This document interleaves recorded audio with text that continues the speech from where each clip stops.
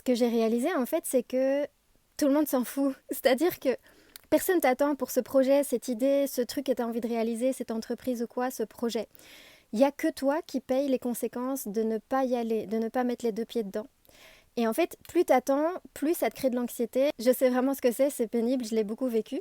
Et en fait, il n'y a que les personnes à qui ça pourrait bénéficier qui t'attendent, mais qui ne le savent pas encore. Et donc finalement, ça va toujours rester dans ton esprit ici en haut. Tu vas faire du brainstorming, tu vas discuter, tu vas faire du mind map, tu vas finalement le laisser toujours dans ton esprit sur le haut, alors que la seule et unique chose à faire, c'est de la matérialiser. Et il n'y a pas d'autre moyen, il n'y a pas d'autre chemin pour savoir comment toi tu le vis et comment c'est accueilli.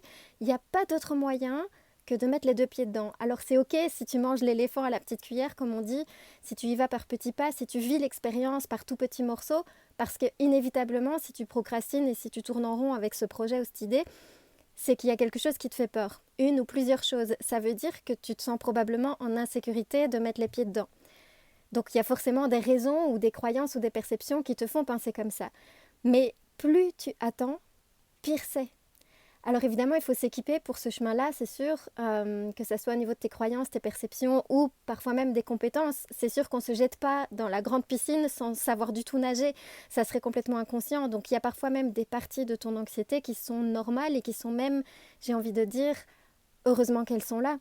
Mais très souvent, la plupart des peurs que tu as, elles n'existent pas vraiment, ou alors elles sont là pour te protéger, mais c'est à ton détriment, et surtout au détriment des choses que tu as envie de réaliser.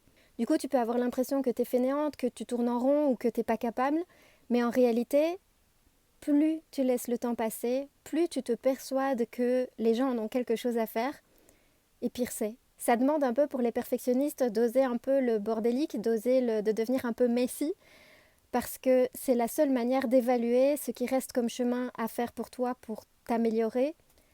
C'est la seule manière de savoir identifier ce que tu dois faire progresser et surtout de rencontrer les personnes qui attendaient ce que tu as à offrir, ce que tu as à proposer.